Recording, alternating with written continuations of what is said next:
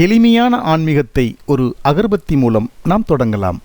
மனதை கொள்ளை கொள்ளும் பலவித நறுமணங்கள், சந்தனம், மட்டிப்பால், ஜவ்வாது, மகிழம்பூ மற்றும் ஃப்ளோரா வகை கைகளால் உருட்டப்படும் தரமான அகர்பத்திகள். இவை மட்டும் அல்லாது கோமதி சக்கரம், லக்ஷ்மி தேங்காய், அதிர்ஷ்ட சங்கு வகைகள் இவை அனைத்தும் தமிழகத்தின் அனைத்து சித்தர் பீடங்கள் மற்றும் சிவாலய விழாக்களில் இவர்களிடம் பெற்றுக்கொள்ளலாம். தபால் மூலமும் அனுப்பி வைக்கப்படும். தொடர்புக்கு குரு அகர்பத்தி, பே. ஆறுமுகம், 9639346395.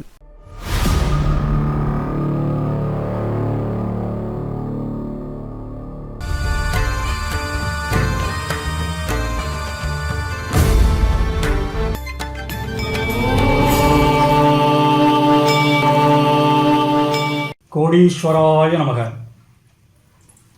வணக்கம். இன்றைய தினம் எனக்கு தாத்தாவுடன் ஏற்பட்ட அனுபவங்களுள் ஒன்றிரண்டு சுவையான அனுபவங்களை பற்றி கூறுகின்றேன். இந்த அனுபவங்களில் ஒன்றிரண்டு நான் நேரடியாக சம்மந்தப்பட்டது, ஒன்றிரண்டு நான் சம்மந்தப்படாதது. அதாவது 91 வருஷம் வாக்கில் பிப்ரவரி அல்லது மார்ச் மாதம் வாக்கில் நான் ஒரு பழக்கத்தை வாடிக்கையாக வச்சுருந்தேன். அதாவது என்னென்னு கேட்டிங்கன்னா, தாத்தாவை தரிசனம் பண்ண ஒவ்வொரு முறையும் தாத்தா கையை உரிமையோடு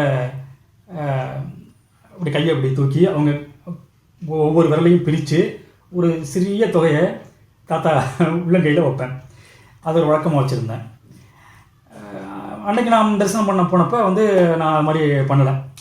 நான் ஏதோ தரிசனம் பண்ணிட்டு நான் கீழே வந்துட்டேன். அப்புறம் தான் ஞாபகம் வந்தது, ஆகா நம்ம இது தாத்தா கையில் பணம் வைக்கலையே, அதாவது அது சின்ன தொகை வைக்கலையே அப்படின்ட்டு நினச்சேன். அப்போ இந்த கல்யாணி அக்கான்ட்டு அவங்க கீழே உட்காந்துருந்தாங்க. அவங்க யாருன்னு கேட்டிங்கன்னா, இப்போ அவங்க சிஞ்சுவாடி சித்தர் சமாதியை கவனிச்சுக்கிறாங்க. அவங்க இந்த ஒரு 7-8 வருஷமாக, ஒரு கிட்டத்தட்ட 10 வருஷமாக 10-15 வருஷமாக சிஞ்சுவாடி சித்தர் சமாதியை கவனிச்சுட்டு வர்றாங்க. சிஞ்சுவாடி சித்தர் அவங்களும் தாத்தா குரு பரம்பரையில் வந்தவங்க. அவங்க அப்புறம் அவங்க பேர் கோபால் சுவாமி பேர், சிஞ்சுவாடி சித்தர் பேர் கோபால் சுவாமின்னு பேர் அவங்க. அப்புறம் வேட்டைக்காரன் புது ராகவன் சுவாமி, எல்லாம் தாத்தாவோட குரு பரம்பரையில் வந்தவங்க. அவங்களோடலாம் எனக்கு நல்ல பழக்கம் இருக்குது. அதெல்லாம் அப்புறம் வர தொடரில் நான் சொல்கிறேன்.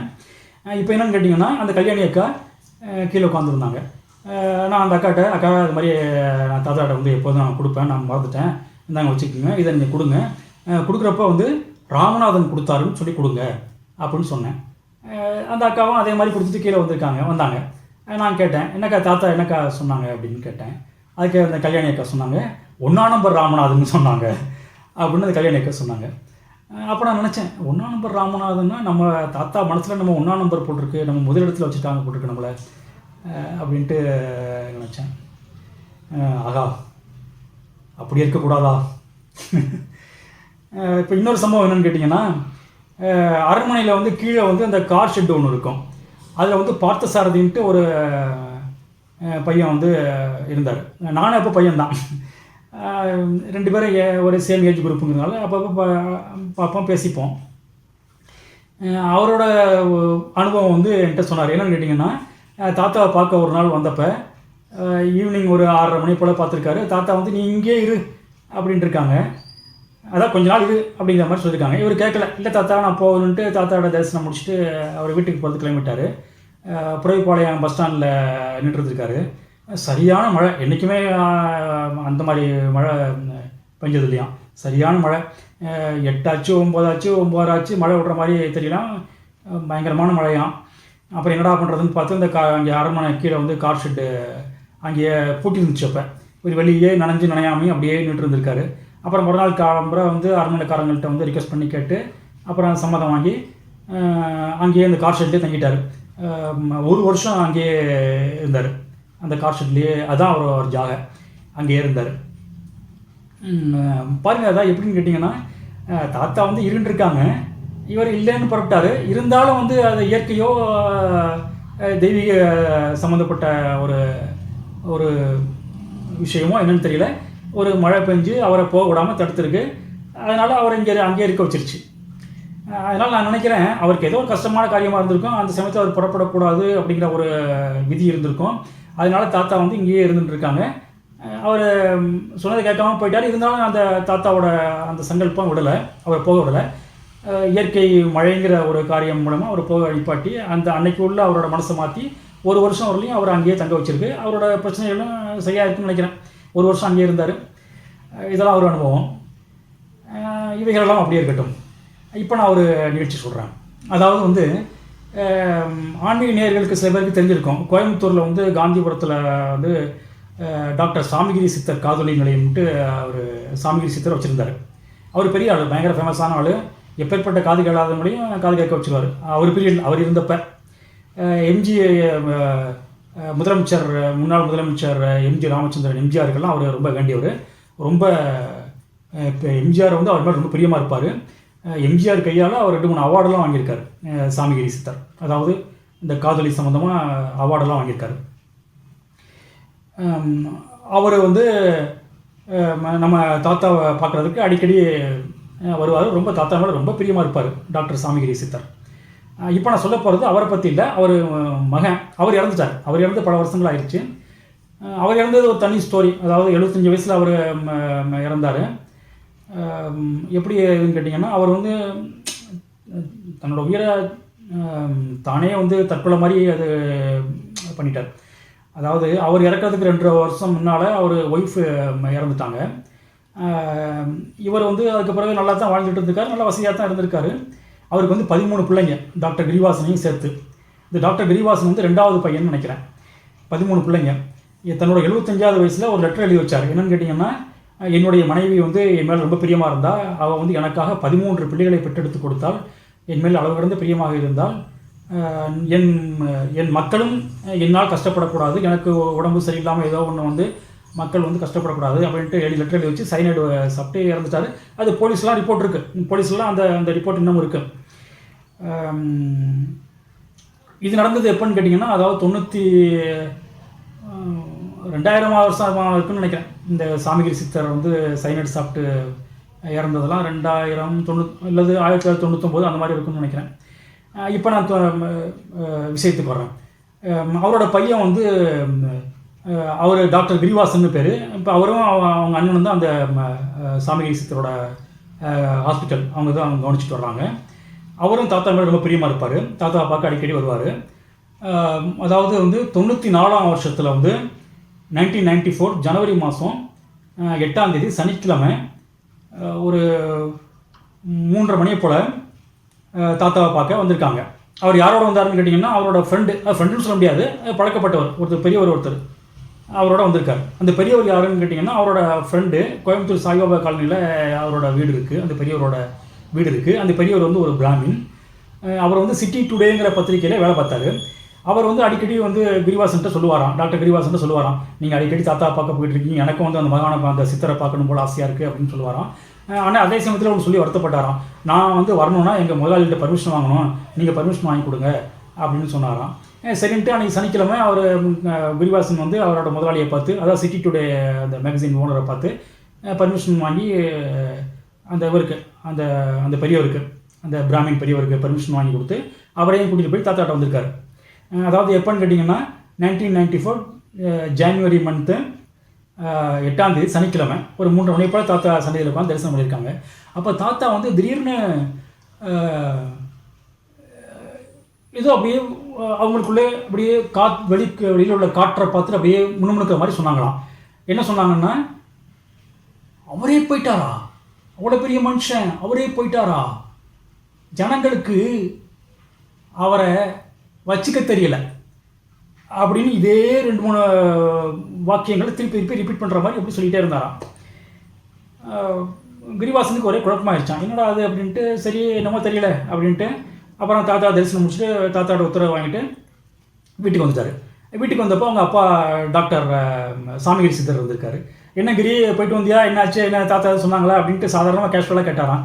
அப்போ வந்து இது மாதிரி டாக்டர் கிரிவாசன் அவரோட பையன் சொன்னாங்களாம், அப்பா இந்த மாதிரி நான் வந்து தாத்தாவை தரிசனம் பண்ணப்போ தாத்தா வந்து 2-3 ட்ரிப்பு வந்து அப்படியே காற்றை பார்த்து வெளியே பார்த்து என்னமோ நேராக யாரோ இருக்க மாதிரி பாவிச்சு பேசிக்கிட்டு இருந்தாங்க.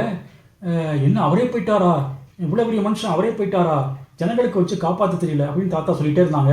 ஒரு 2-3 ட்ரிப்பு சொன்னாங்க அப்படின்ட்டு சொன்ன உடனே டக்குன்ட்டு அவருக்கு அவங்க அப்பா சொன்னாராம், அதாவது டாக்டர் சாமிகிரி சித்தர் சொன்னாராம், ஆமாங்கிரி இப்போ 6 மணி நியூஸை பார்த்தோன்னா பெரியவாள் காஞ்சி பெரியவர் சங்கராச்சாரியார் வந்து சமாதி ஆகிட்டாரு அப்படின்ட்டு சொன்னோன்னே அப்படியே அது குடும்பமே அப்படியே சர்ப்ரைஸ் ஆகிடுச்சான். தாத்தாவை பாருங்கள், அவங்க பேசிட்டாங்களாம். அதாவது வந்து எப்படி ஒரு காற்றா ஒரு தேவதூதன் கலந்து வந்து தாத்தாவுக்கு வந்து இந்த நிகழ்ச்சியை சொல்லியிருக்காரு போட்டிருக்கு அப்படின்ட்டு அவங்க பேசிட்டாங்களாம். அதாவது தாத்தா சொன்னதை வந்து 3:30 மணிக்கு சொல்லியிருக்காங்க, அவரே போயிட்டாரா அப்படின்ட்டு சங்கராச்சாரியார் இருந்ததை சொல்லியிருக்காங்க.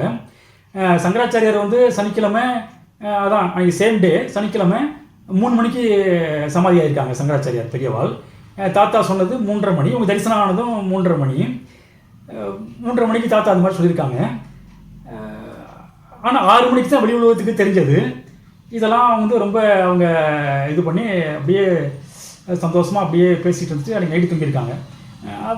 இதுக்கு முன்னால் என்ன சம்பவம் நடந்ததுன்னு கேட்டிங்கன்னா, அந்த பெரியவரும் அந்த டாக்டர் கிரிவாசனும் தாத்தாவை தரிசனம் பண்ணாங்கள்ல சனிக்கிழமை, அந்த சங்கராச்சாரியார் சமாதியான அன்னைக்கு. இது மிஸ்டர் கிரிவாசன் சாரும் அந்த பிராமின் பெரியவரும் தாத்தாட்ட உத்தரவு வாங்கிட்டு தரிசனம் முடிச்சுட்டு உத்தரவு வாங்கிட்டு போகிற சமயத்தில் தாத்தா வந்து திடீர்னு அந்த பெரியவரை பிராமின் பெரியவர்கிட்ட, நீ நாளைக்கு வர்றப்ப 1 கஜம் துணி வாங்கிட்டு வா அப்படின்னாங்க தாத்தா. அப்போ பக்கத்தில் இருந்த அருணாச்சலம் அரண்மனை சேவர் திரு அருணாச்சலம் அவர்கள் தாத்தாட்ட சொன்னாங்க, என்ன தாத்தா உங்களுக்கு தான் துணி நிறையா இருக்குது, அப்புறம் அதுக்கு 1 கஜம் துணி அந்த பெரியவரை வாங்கிட்டு சொல்கிறீங்க அப்படின்னாராம். அதாவது தாத்தாவுக்கு எய்த்தாப்பில் வந்து ஒரு கண்ணாடி பீரோவில் நிறையா துணியெல்லாம் இருக்கும். அதை காமிச்சு அருணாச்சலம் வந்து சொன்னாராம் அந்த மாதிரி, என்ன தாத்தா உங்களுக்கு தான் நிறையா துணி இருக்குது, ஏகப்பட்ட துணி இருக்குது, அப்புறம் அதுக்கு அந்த பெரியவரை 1 கஜம் துணி வாங்கிட்டு சொல்கிறீங்க அப்படின்னு சொன்னாராம். அதுக்கு தாத்தா சொன்னாங்களாம், எனக்கு கோடி துணி வேணும், புது துணி வேணும் அப்படின்னாங்களாம். அப்புறம் அதுக்கப்புறம் வந்து கிரிவாசன் சாரும் பிராமின் பெரியவரும் தாத்தாவோட உத்தரவை வாங்கிட்டு வந்துட்டாங்களாம். அதுக்கப்புறம் தான் வீட்டுக்கு போனப்போ ஒரு அவங்க அப்பா டாக்டர் சாமிகிரி சித்தர் கேட்டிருக்காரு என்ன நடந்ததுன்னு கேட்டப்போ இந்த மாதிரி நடந்த ஒருத்தர் சொல்லியிருக்காரு. அப்போ தான் அந்த மாதிரி சங்கராச்சாரியார் வந்து சமாதியான ஒருத்தர் சொல்லியிருக்காங்க. அப்புறம் வீட்டில் உள்ளவங்களும் அதிசயமாக வந்து ஐயோ இப்படி தாத்தாவோட அதிசய ஆற்றல்கள் என்ன அப்படின்ட்டு வியந்து பேசி இது பண்ணி அப்புறம் நைட்டு படுத்துட்டாங்க.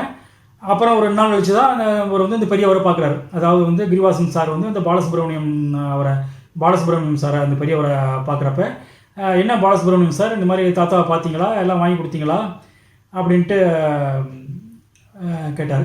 இதுக்கு முன்னால் நடந்த நிகழ்ச்சி என்னென்னா, அன்றைக்கி சனிக்கிழமை வந்து கிரிவாசன் சாரும் பெரியவரும் தாத்தாவை பார்த்துட்டு கிரிவாசன் சார் வந்து அவங்க வீட்டில் வந்து தூங்கினாங்கள்ல, தூங்குறப்ப நடிகரவோ வந்து இவருக்கு ஒரு கனவு வந்திருக்கு. கிரிவாசன் சாருக்கு ஒரு கனவு என்ன வந்ததுன்னு கேட்டிங்கன்னா, அதாவது இந்த பாலசுப்ரமணியம் இந்த பிராமின் பெரியவர் வந்து ஒரு கடையில் துணி வாங்குறாரு. அந்த 1 கஜம் துணி வாங்குறப்ப வந்து அந்த துணி வந்து ஒயிட்டாக இருக்குது. ரெண்டாவது அந்த துணியில் வந்து ஒரு இந்தியா மேப் ஒரு முத்திரை இருக்குது அப்படின்ட்டு கனவு கண்டிருக்காரு.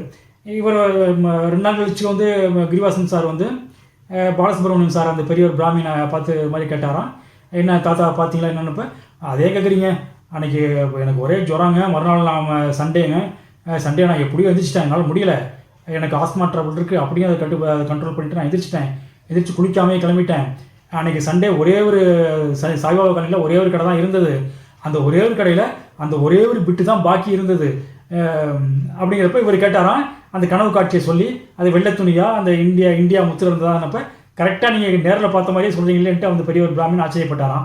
அதாவது அந்த பிராமின் பெரியவர் சொன்னாராம், நீங்கள் சொல்கிறது கரெக்டு தான் கிரி சார், இந்த மாதிரி நான் வந்து அன்றைக்கி சண்டே ஒரே ஒரு கடை தான் இருந்தது, நான் துணி வாங்கினேன், அந்த ஒரே ஒரு கஜம் தான் பாக்கி இருந்தது அந்த துணியில், அந்த துணி வந்து ஒயிட் துணி தான், தாத்தா சொன்ன ஒரே ஒரு கஜம் தான் மிச்சம் சொல்லி வச்ச மாதிரி மிச்சம் இருந்தது. அந்த துணியில் வந்து அது கடைசி பிட்டு கிளாத்துங்கிறதுனால வந்து அதில் வந்து அந்த கம்பெனியோட முத்திரை இருந்தது, அது வந்து இந்தியா மேப்பு, நீங்கள் சொல்கிறது கரெக்டு தான் அப்படின்னாராம். அப்புறம் வந்து தாத்தாட்ட அவர் கொடுத்தாராம். தாத்தா வந்து அந்த துணியை அப்படி அந்த வெள்ளை துணியை தன்னோட உடம்புல தாத்தாவோட உடம்புல போட்டுட்டு எல்லாம் முடிஞ்சிருச்சு போயிட்டு வா அப்படின்னாராம். இப்போ தான் கிரிவாசன் சாருக்கு அப்படியே 1 by 1 எல்லாமே அவருக்கு வந்து புரியுதான். அதாவது வந்து அப்புறம் அந்த பெரியவர் பிராமின் சொன்னாராம், அவரோட நட்சத்திரம் வந்து அனுஷா நட்சத்திரமா. அந்த பெரியவரோட பிராமினோட முதல் காரியம் அவர் வந்து ஒரு பிராமின், ரெண்டாவது வந்து அவருக்கு அனுஷ நட்சத்திரம். அதே மாதிரி வந்து சங்கராச்சாரியார் பெரியவர் அவருக்கும் வந்து அவர் சமாதியான தேதி அனுஷ நட்சத்திரம் அனுஷம். அதே மாதிரி அவர் பிறந்த இதுவும் வந்து அனுஷ நட்சத்திரம். அப்போ தான் வந்து 2 பேரும் பேசிட்டாங்களாம். பாருங்க தாத்தாவோட மகிமை என்ன. அதாவது வந்து கிரிவாசன் நினச்சாராம், அதாவது பிராமினுக்கு ஒரு பிராமின் பெரியவரையே வந்து ஏற்பாடு பண்ணி, அதே அனுஷ நட்சத்திரம் உள்ள ஒரு பிராமணியை ஏற்பாடு பண்ணி அவரை வந்து ஒரு கோடி துணி, ஒரு புது துணி வாங்கிட்டு சொல்லி அதை தாத்தா தன்னுடைய உடம்புல போத்திட்டு எல்லாம் முடிஞ்சு போச்சுன்னு சொன்னாங்களாம். அதாவது வந்து சங்கராச்சாரியாருக்கு கோடி துணி வச்சு போத்திட்டேன். அதாவது தாத்தா வந்து தன்னையே சங்கராச்சாரியாராக பாவிச்சுட்டு தன் மேலேயே வந்து கோடி துணியை போட்டுட்டு அந்த சங்கராச்சாரியாருக்கு வந்து அந்த இறப்புக்கு அந்த சங்கராச்சாரியார் சமாதிக்கு செய்ய வேண்டிய காரியம், அதாவது கோடி துணியை போற்ற வேண்டிய காரியத்தை செஞ்சுட்டேன் அப்படின்ட்டு உணர்த்திருக்காங்க அப்படின்ட்டு பேசிட்டாங்களாம். அந்த மாதிரி இது மாதிரி தெய்வீகமான காரியங்கள்லாம் தாத்தா வந்து நம்மளை மாதிரி நம்மை போன்ற மானிட சமுதாயத்திற்கு நிகழ்த்தி காட்டுவார். ஏனென்றால் ஒரு அனுபவத்தை நமக்கு கொடுத்து அதன் மூலம் ஆன்மீகத்தின் உயர்ந்த நிலைக்கு நம்மை இட்டு சென்று அதன் மூலம் உலகத்திற்கு நம்மாலான பணிகளை செய்ய வேண்டும் என்று தாத்தா உணர்த்துவார். கிரிவாசன் சாரோட அப்பா, அதாவது நான் சொன்னல சாமிகிரி சித்தர், டாக்டர் சாமிகிரி சித்தர், அவங்களும் தாத்தாவும் அவங்க 2 பேருக்கும் உள்ள நட்பு வந்து ரொம்ப தெய்வீகமானது. அவங்க 2 பேரும் சேர்ந்து எடுத்த ஃபோட்டோவை நான் காமிக்கிறேன். இவங்க தான் கிரிவாசன் சாரோட அப்பா, சாமிகிரி சித்தர்ன்ட்டு காதொளி நிலையம்ட்டு ஹாஸ்பிட்டல் ரொம்ப ஃபேமஸானது, இந்தியா லெவலில் கூட ஃபேமஸ்ன்னு சொல்லலாம். எம்ஜிஆருக்கும் அவருக்கும் உள்ள நட்பு வந்து ரொம்ப ரொம்ப பெரிய நட்பு. எம்ஜிஆர் வந்து பர்சனலாக அவர் அடிக்கடி பார்ப்பார், நிறைய அவார்ட்லாம் வாங்கியிருக்காரு. நம்ம கோடி பகவானுக்கும் அவருக்கும் உள்ள நட்பு வந்து ஒரு உயர்ந்த ஆன்மீகமான நட்பு. அதனால் நாம் எல்லோரும் அந்த பரமாத்மா, பரமசிவன், கோடி பகவான், கோடி தாத்தாவின் அருள் பெற்று வாழ்க்கையிலும் ஆன்மீகத்திலும் நல்ல முன்னேற்றங்களை அடைவோமாக. நாளை ஒரு தெய்வீக அனுபவத்துடன் உங்களை சந்திக்கின்றேன். ஆத்ம நன்றி. நாம் ஒருவேளை சாப்பிடலைன்னா எவ்வளோ கஷ்டப்படுவோமோ அந்த மாதிரி எத்தனையோ ஜீவன்கள் சாப்பாடு இல்லாமல் கஷ்டப்பட்டுட்டு இருக்காங்க. நீங்கள் கடந்து போகும்போது பசியால் வாடும் ஒரு ஏழைக்கு ஒருவேளை சோறு நீங்கள் கொடுத்தீங்கன்னா சித்தருடைய அருள் உங்களுக்கு நேரடியாக கிடைக்கும். உங்களால் கொடுக்க முடியலன்னா சித்தர்கள் திருவடி இருகரம் கூப்பி உங்களுக்காக சேவை செய்ய காத்திருக்கிறது. இங்க இருக்கிற நீங்க வாட்ஸ்அப் நம்பருக்கு தொடர்பு கொள்ளுங்க. உங்களால் முடியவில்லை என்றால் சித்தர்கள் திருவடி செய்யும். இந்த பதிவு உங்களுக்கு பிடிச்சிருந்ததுன்னா லைக் பண்ணி ஷேர் பண்ணுங்க. மறக்காம சப்ஸ்கிரைப் பண்ணிடுங்க. மீண்டும் உங்களை சந்திக்கும் வரை அன்புடன் குன்னு. வணக்கம்.